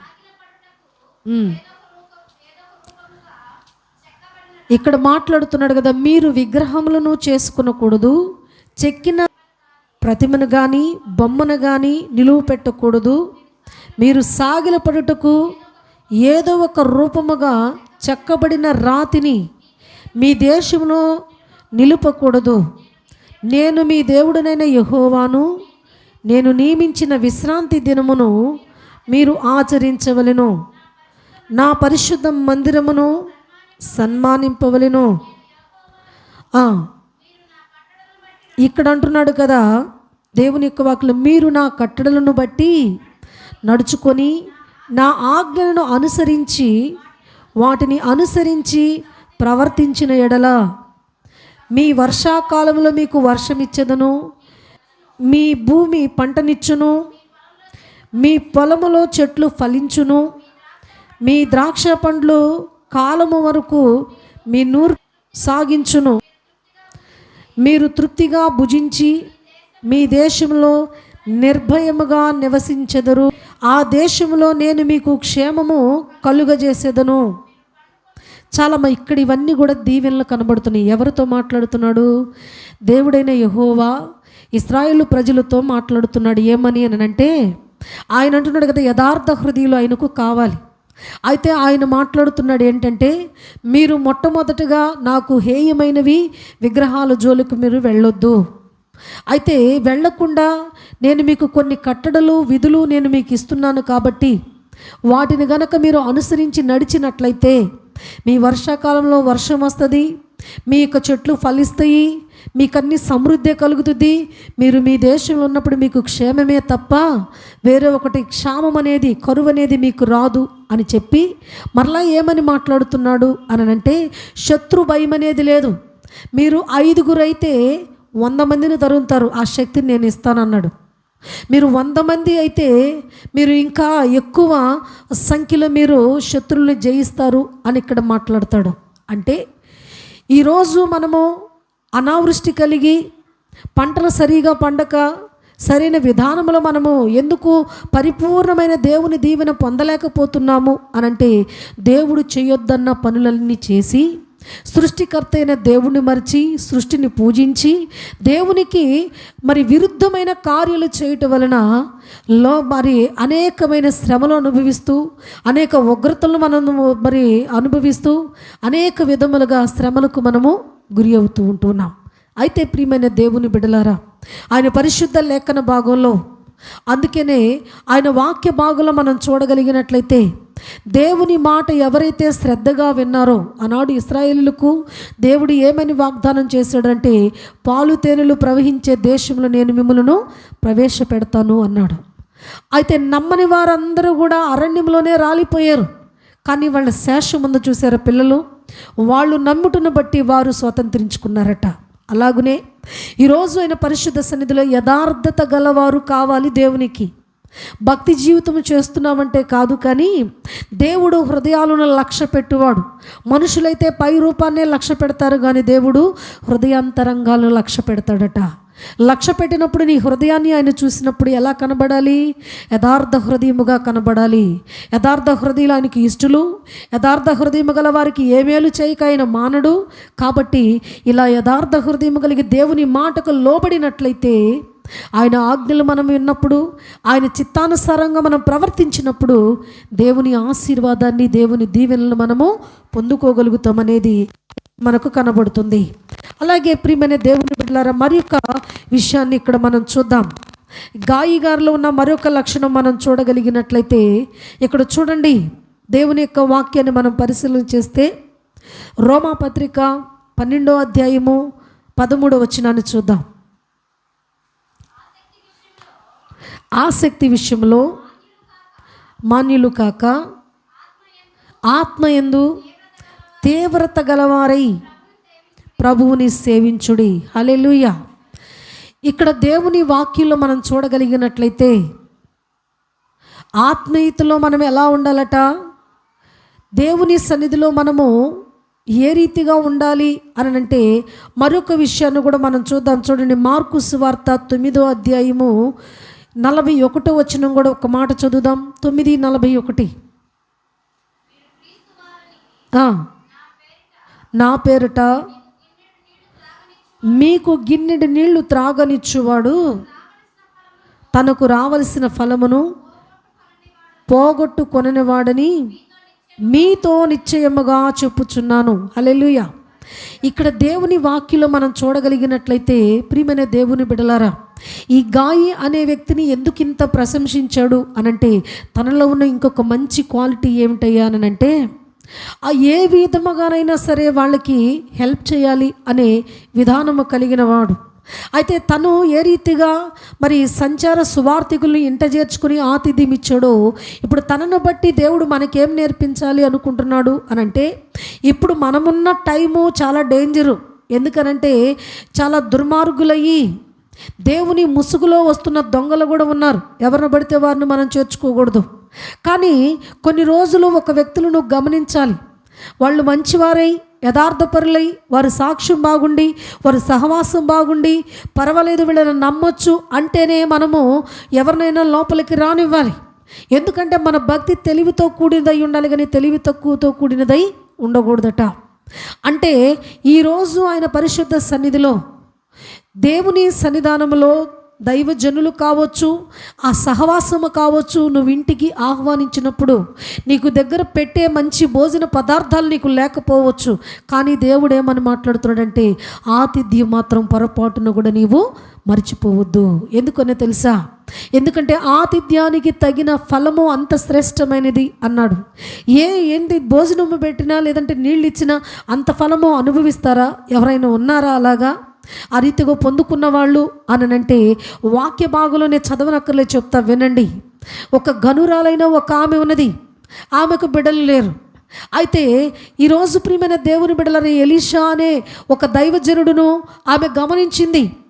ఆ ఎలీషాను తర్వాత తన వెంట వచ్చిన మరి తన యొక్క గెహజీ శిష్యుడును గమనించి ఆ యొక్క దైవజనుడిని ఆమె చూసినప్పుడు తన యజమానుడికి ఒక మాట చెప్పిందయ్యా, మన యొద్దకు వచ్చుచూ పోవచ్చున్నవాడు భక్తి గల దైవజనుడని నేను ఎరుగుదును. కాబట్టి ఎంతో పాపము ప్రయాసపడుతున్నాడు, సువార్త ప్రకటిస్తున్నాడు, ఎక్కడ పడ్డా కూర్చోమని అతనికి కూర్చోబెడుతున్నారు తప్ప కాసేపు రెస్ట్ తీసుకో అన్నవాళ్ళు లేరు. ఉదయం వస్తున్నాడు, సాయంత్రం ప్రార్థన అంటే అలాగే ఉండిపోతున్నాడు. కానీ తను కొంచెం రెస్ట్ తీసుకోవాలి, తను ప్రశాంతంగా ఉండాలి అనంటే మనకి ఎడిదిరిగి పెద్దలు లేరు. ఇల్లేమో చాలా పెద్దగా ఉంటున్నది. అయితే మన ఇంటిలో తను ఉండటం కాదు, కానీ మనకు పైన ఒక చిన్న గది వేద్దాం, మేడ మీద ఒక గది వేసి తను వచ్చినప్పుడల్లా కూడా ప్రశాంతంగా తలుపులు తీసుకొని హాయిగా పండుకోవడానికి ఒక చక్కటి మంచము, తర్వాత తనకు కావలసినవి కొన్నిటిని తనకు పెట్టి మనము ఈ రీతిగా ఆ దైవజనుడిని మనము ఈ రీతిగా సన్మానిద్దాము అనుకుని తన భర్తతో ఏకీభవించి ఒక చక్కటి నిర్ణయం తీసుకొని ఇక్కడ ఎలీషా గారికి తన ఇంటిలో స్థానం ఇచ్చింది. భోజనం పెడుతుంది, బాగోగులు చూస్తుంది, పరిచర్యకు తోడ్పాటును అందిస్తూ ఉన్నది. ఇలా కొంతకాలం జరుగుతూ ఉన్నది. ఎలీషాకు ఒక డౌట్ వచ్చింది. ఎందుకు ఏమో ఇంత శ్రద్ధ చూపిస్తుంది మన మీద, ఇంత భక్తి కలిగి ఉంది మన మీద, పెద్దవారితో ఎవరితోనైనా నేను మాట్లాడాలా, ఒకవేళ కనుక్కో, ఏదైనా కానీ మాట్లాడి వస్తాను తన నిమిత్తము అని మాట్లాడితే గెహజీ పోయి అడుగుతాడు, ఎవరి గురించి? నీ గురించి ఎవరికైనా మరి నీకు ఏదైనా అవసరం ఉంటే చెప్పు, మా దైవజనుడు హెల్ప్ చేస్తానంటున్నాడు అని చెప్తే ఆమంటది, నాకు ఎటువంటి హెల్ప్ అక్కర్లేదు, ఏదో మీ నుంచి నేను పొందుకోవాలని నేను ఇలాంటి కార్యం నేను చేయలా, నా ఇంటికి వచ్చిన అతిథిని నేను గౌరవించుకోవాలి, అది కూడా మీరు ఎవరి పేరట వచ్చారు? జీవము కలిగిన దేవుని పేరట నా ఇంట అడుగు పెట్టారు కాబట్టి ఆ జీవము కలిగిన దేవుడు నా ఇంటిని దర్శిస్తున్నాడన్న సంతోషం కంటే నాకు ఎక్కువైనది ఏమీ అక్కర్లేదు అని చెప్పారు. అయితే ఈమె చెప్పలేదు, నాకు సంతానం లేరు, నాకు బిడ్డలు కావాలని ఈ గనురాలు అడగల. కానీ గెహాజీ మాట్లాడుతున్నాడు ఏంటంటే పెద్దవాళ్ళతో ఆమెకేమీ అవసరం లేదట. అయితే నేను ఒకటి గమనించాను తన దగ్గర ఏంటనంటే తనకు సంతానం లేదు, ఎంత సంపాదించుకున్నా, ఎంత స్థితి కలిగి, ఎంత ఘనత నొందినా కానీ ఆమెకు సంతానం అనేది లేదయ్యా అని చెప్పినప్పుడు అప్పుడు ఎలీషా ఆమె ఎదుట నిలబడి అంటాడు కదా, ఇంత శ్రద్ధ ఇంత భక్తి కలిగి ఉన్నావు కాబట్టి ఇదిగో ఈ ఆతిథ్యానికి తగినట్లుగా దేవుడు నిశ్చయముగా నీ గర్భాన్ని తెరుచునుగాక, నీకు మరలా వచ్చే ఏటికి ఒక బిడ్డను నువ్వు ఎత్తుకుని ఉంటావు అని మనసారా దీవించాడు. తను ఇక పని నిమిత్తం వెళ్ళిపోయాడు. అలా వస్తూ పోతూ ఉన్నాడు. నిజంగా దేవుని యొక్క మహాకృపను బట్టి సంవత్సరం తిరిగి వచ్చే వరకు మగబిడ్డను పొందుకుని ఉన్నది. హల్లెలూయా. ఈరోజు ప్రియమైన దేవుని బిడ్డలు అందుకే అంటాడు, కనీసం నీ ఇంట్లో ఏమి లేవా, బలవంత పెట్టిన గిన్నెడు చన్నీళ్లు తాగిచ్చు వాళ్ళ చేత ఆ ఫలము ఎన్నడూ కూడా నిరర్ధకమైతే కాదు అని మాట్లాడుతున్నాడు. ఈ గృహ దర్శనాలకు వెళ్తున్నప్పుడు మాకు కూడా ఇదే జరుగుతుంది. కష్టమైనా కానీ వాళ్ళకి దీవెన కలగాలి కదా, కనీసం ప్రతినిత్యం టీలు టిఫిన్లు అంటే కుదరదు కాబట్టి వాటర్ వరకు మాత్రం ఓకే. ఎందుకో తెలుసా, వాళ్ళ ఫలం మేము పోగొట్టకూడదు. అలాగనే దైవజనులు కానీ ఇంటికి వచ్చినప్పుడు అలాగే వారికి ఆ సత్క్రియ చేసినప్పుడు ఈ గనురాలు బిడ్డను సంపాదించుకోగలిగింది, బిడ్డను పొందుకుంది నిశ్చయముగా. ఎందుకు? ఇంటిలో తనకు ఆతిథ్యం ఇచ్చి తన బాగోగులు చూసినందుకు నిశ్చయముగా ఆ యొక్క ఆతిథ్యానికి దేవుడు తనకిచ్చిన గిఫ్ట్ ఏంటంటే ఎవ్వరు కూడా ఇవ్వని గొప్ప ఆశీర్వాదం, ఒక చక్కటి కుమారుని కనుక్కోగలిగింది. ఆ తర్వాత మనం చూడగలిగినట్లయితే లోతు అనే వ్యక్తికి కూడా ఆతిథ్యం ఇచ్చాడు. ఎవరికి? దేవదూతలకు ఆతిథ్యం ఇచ్చాడు. ఏ టైంలో ఆతిథ్యం ఇచ్చాడు? రౌద్రముతో నిండిపోయి ఉన్నారు దేవదూతలు. ఎందుకో తెలుసా? సొదొమ, గొమొర్ర, ఆత్మ, సెబోయి, సోయరు ఈ ప్రాంతాలను కూడా భయంకరమైన ఉగ్రతతో నింపబడి ఉన్నాయి. వారి పాపము ఆకాశానికి అంటి ఉన్నది. ఇలాంటి కోపములో ఈ దేవదూతలు వచ్చి నడి వీధిలోనే మేము నిలబడతాం, ఈ ఊరి దోష శిక్షలో ప్రతి ఒక్కరు కూడా మరి నశించిపోవాలి అన్నని వాళ్ళు వేరే ఇంటికి వెళ్ళడానికి ఇష్టపడలా. ఎక్కడ ఉండామని వచ్చారు వాళ్ళు? నడి వీధిలోనే మేము ఉంటామనని వాళ్ళు మాట్లాడుతుంటే ఈ యొక్క లోతు గారు ఏం చేశాడు తెలుసా? వాళ్ళని చూడగానే సాగిలిపడి ముందు కాళ్ళు పట్టేసుకున్నాడు. నమస్కారం చేసి, అయ్యలారా నా యందు దయ ఉంచి మా ఇంటికి రండి, ఈ ఊరు వాళ్ళు మంచి వాళ్ళు కాదు, నా ఇంటికి రండి, నేను మీకు ఆతిథ్యం ఇవ్వాలి అని వాళ్ళని బలవంత పెడితే వాళ్ళు ఏమంటారు తెలుసా?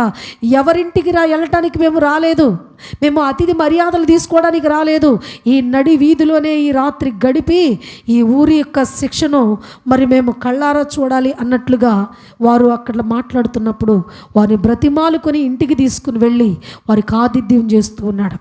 ఆతిథ్యం ఇచ్చుట వలన వారు పొందుకున్న ఆశీర్వాదం ఏమిటో తెలుసా? ఆ ఊరి దోష శిక్షలో వారు ఉండకుండా వారు వెలుపలికి వెళ్ళిపోయారు. హల్లెలూయా. బలవంత పెట్టి మరి దేవదూతలు ఇంటికి తీసుకుని వచ్చాడు కాబట్టే ఆ ఇద్దరు కుమార్తెలు ఆయనైనా బ్రతకగలిగారు. భార్య వెనుదిరిగి చూసింది, ఆమె ఉప్పు స్తంభం అయిపోయింది. కానీ వారి చేతులు పట్టుకుని మరి వెలుపలికి తీసుకుని వెళ్ళారంటే ఆ ఊరి శిక్షలో వారు నశించకుండా వారిచ్చిన ఆతిథ్యము, వారిచ్చిన అతిథి మర్యాదను బట్టి వారు ఆ శిక్ష నుంచి తప్పించబడి ఉన్నారు. మరొక సందర్భంలో మనం చూడగలిగినట్లయితే ఇంకొక వ్యక్తి ఏలీ గారు. ఏలీ గారు ఒక ఆమెను చూస్తూ ఉంటాడు. ఆమె అడవికి వచ్చింది ఆ కట్టెలు ఏరుకోవడానికి. వచ్చినప్పుడు మాట్లాడతాడు. ఏంటమ్మా ఇటు వచ్చావని అన్నప్పుడు తాము చెప్తుంది ఏంటంటే, అయ్యా మా ఊరిలో చాలా భయంకరమైన కరువు ఉన్నది. ఈ కరువులో నేను నా పిల్లోడు చచ్చిపోయే పరిస్థితిలో మేమున్నాం. మాకు కొంచెము ఆ యొక్క పిండే ఉన్నది, బుడ్డిలో కొంచెము నూనె ఉన్నది.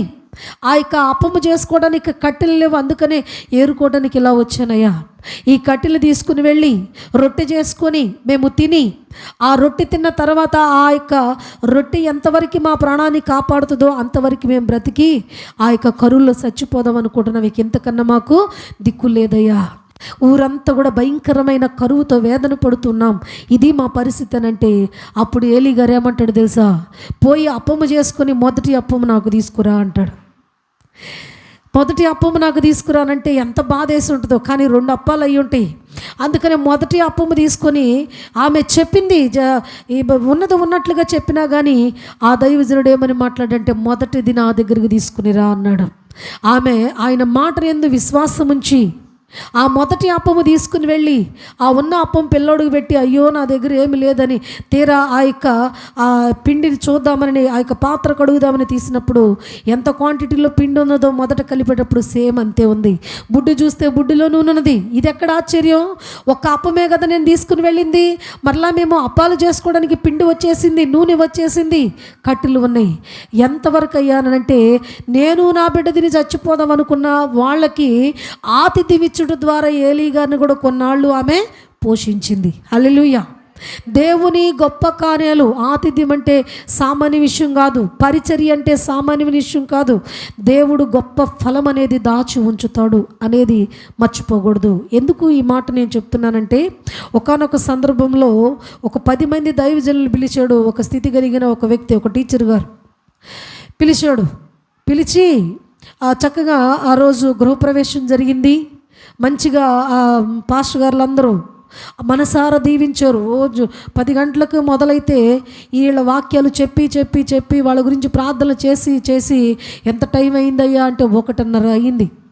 ఈ 10 మంది పాస్టర్ గారులు ఆ యొక్క పిలిచిన ఆ యొక్క మాస్టర్ గారికి వాళ్ళ ఫ్యామిలీ గురించి ప్రార్థనలు చేసి ఆ వాక్యాలు చెప్పి ఇవంతా చేసి 1:30 టైం అయింది. సరే, మొత్తానికి అంతా అయిపోయిన తర్వాత 2 అయ్యే వరకు వాళ్ళు భోజనం చేశారు.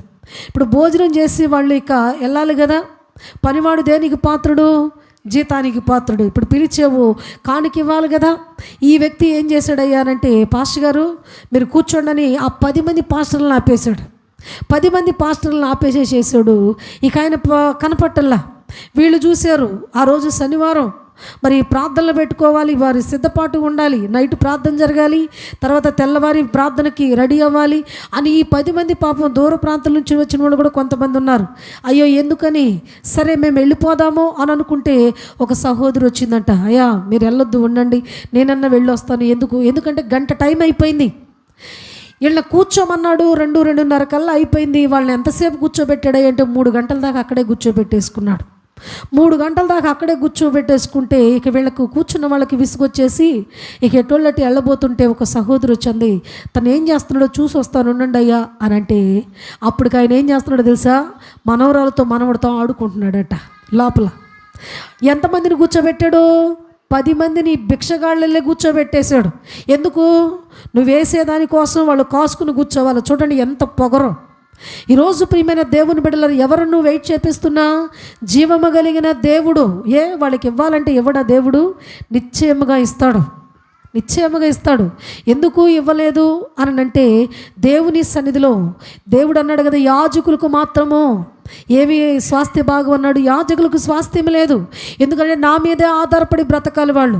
నేను ఇస్తేనే తినాలి. ఎవరికి నేను ప్రేరేపిస్తానో వాళ్ళు ఇచ్చినప్పుడు వాళ్ళు ఆ రీతిగా కుటుంబము గడుపుకోవాలి అనేది దేవుడు నిర్ణయించాడు. ఇవ్వాలంటే నిశ్చయముగా అందరికన్నా మిన్నుగా కూడా ఆయన ఇవ్వగల శక్తివంతుడు. కానీ ఆ యొక్క వ్యక్తి చేసిన పని ఏంటయ్యా అనంటే, ఈ 10 మంది సేవకుల్ని అలాగే పెట్టేసేసి కారులు వేసుకొని వచ్చారు. ఎంత చిన్నతనం! కానుక కోసం అంతసేపు వెయిట్ చేయించుకోవటం అంటే ఎంత బాధ తెలుసా వాళ్ళకి. సిగ్గుపడుతున్నారు. ఒకళ్ళ మొక్కలు ఒకళ్ళు, మనం వీళ్ళ కోసం ఎందుకు ఇలా ఉంటున్నాము అన్నట్లుగా ఒకళ్ళ మొక్కలు ఒకళ్ళు చూసుకుంటున్నారు. అయితే ఇతను చేసిన పని ఏంటయ్యా అంటే, మనవుడితో మనవరాలతో ఆడుకుంటున్నారు. 10 మందిని కూర్చోబెట్టి ఆడుకుంటుంటే అక్కడ ఆమె వెళ్ళి అడిగిందంట, ఏందండి మీరు చేసిన పని? పాస్టర్ గారులు వెళ్ళాలని అంటున్నారు, వాళ్ళకి ఏదో నువ్వు కానుకిచ్చి పంపిస్తే ఎటోళ్ళట్టు వెళ్ళిపోతారుగా అంటే అంటున్నాడంట, వెళ్ళి ఏం చేస్తారులే కూర్చొని. ఏమైందంట? కూర్చుంటారులే వాళ్ళే. అంటే ఏంది? నేను వేసేది ముష్టి అనుకుంటున్నాడు ఆయన. నేను వేసే ముష్టి కోసం వాళ్ళు చూస్తారనుకుంటున్నాడు. ఒకప్పుడు నిన్ను ముష్టోడుని చేస్తాడు దేవుడు, అది గుర్తుపెట్టుకోవాలి. హల్లెలూయా. ఈరోజు ప్రియమైన దేవుని బిడ్డలారా చాలా పొగరుతూ ఉంటారనమాట. అంటే ఏంటంటే మనం ఇచ్చేదానికోసం వాళ్ళు ఎదురు చూస్తారనని. ఈరోజు కూర్చోమన్నవాడు నువ్వే అయ్యో, అలా కూర్చోబెట్టి అలా చేయటం అనేది దేవుడు చూడంటారా? నిశ్చయముగా వాళ్ళకి ఫలం ఎక్కడ ఉండదు కానీ అక్కడ నిశ్చయముగా ఫలం ఉంటుంది. కానీ ఇక్కడ చూడండి, వాళ్ళు ఎంత గడగడలాడిపోయారో, ఎంత దీవెన పొందుకున్నారో. ఈరోజు ఒక గనురాలు కుమారుడు కనుక్కుంది ఆతిథ్యం ఇచ్చటం వలన. అలాగనే ఈరోజు లోతు భయంకరమైన ఉగ్రత నుంచి తప్పించబడ్డాడు ఆతిథ్యం ఇచ్చటం వలన.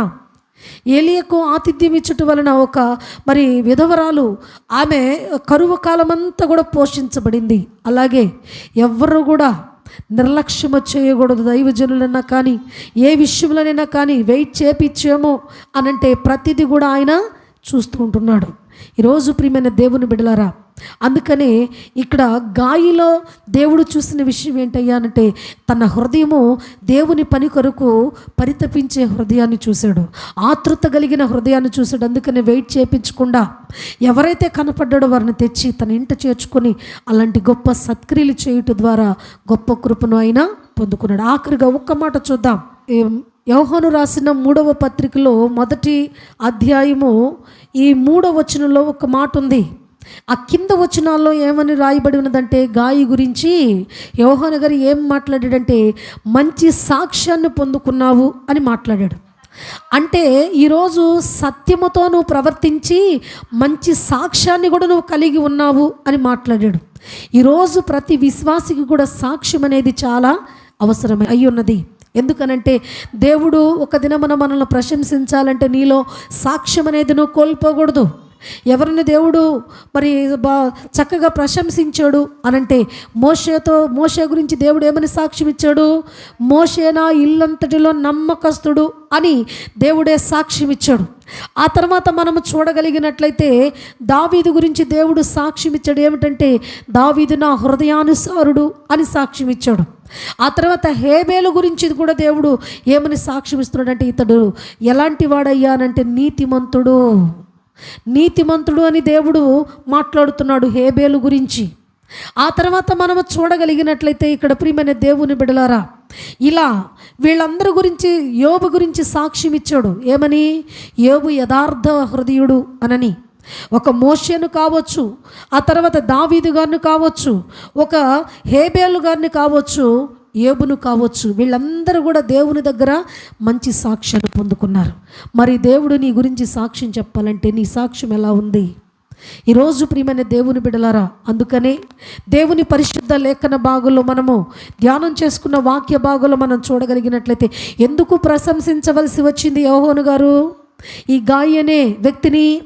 ఆయన పేరుకు ఆ ఒక విశ్వాసంలో కొద్దివాడే కావచ్చు కానీ తన సత్క్రియలు చాలా మాదిరికరంగా ఉన్నాయి, సమాజానికి చాలా ఉపయోగకరంగా ఉన్నాయి. అందరూ నేర్చుకునే విధముగా తను ప్రవర్తించుటను బట్టి తనను ప్రశంసించకుండా దేవుడు ఉండలేకపోయాడు. తర్వాత దేవుని భక్తుడైన యోహాను గారు కూడా తనకు లెటర్ రాయకుండా ఉండలేకపోయాడు.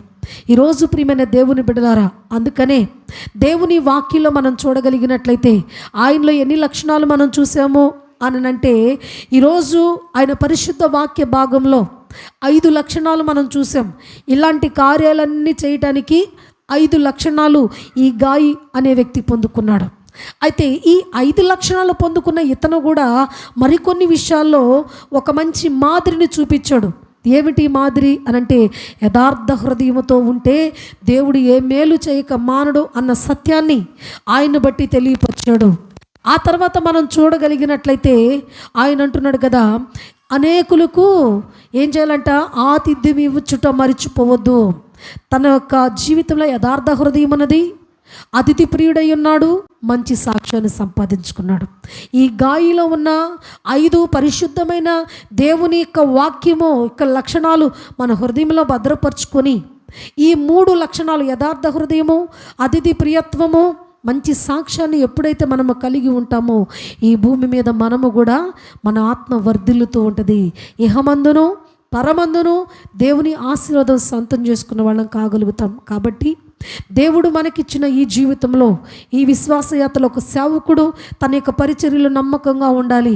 ఒక విశ్వాసి సంఘం పట్ల నమ్మకంగా ఉండి తను ఎదుగుతున్న కొద్దీ, ఆశీర్వదించబడుతున్న కొలది దేవుని మందిరము పట్ల, దేవుని పరిచర్య పట్ల భారము కలిగి ప్రార్థించాలి, ప్రోత్సాహాన్ని అందించాలి. అన్ని విషయాల్లో ఉపయోగకరంగా ఉండగలిగినప్పుడు వారి కుటుంబము ఈ భూమి మీద దీవించబడుతుంది, వారి తరానికి ఆశీర్వాదము కలుగుతుంది. అట్టి పరిశుద్ధాత్మ దేవుని ఆత్మ సహాయము ఈ గాయం వలె మన హృదయాలు కూడా నిండారైన ఆశీర్వాదాన్ని పొందుకొని శ్రేష్టమైన దీవెనను ప్రతి ఒక్కరూ పొందుకున్నట్లుగా ఆయన సన్నిధిలో ప్రార్థన చేసి దేవుని ఆశీర్వాదం పొందుదాం. అట్టి దేవుని కృప మనకు తోడయుండునుగాక. ఆమేన్.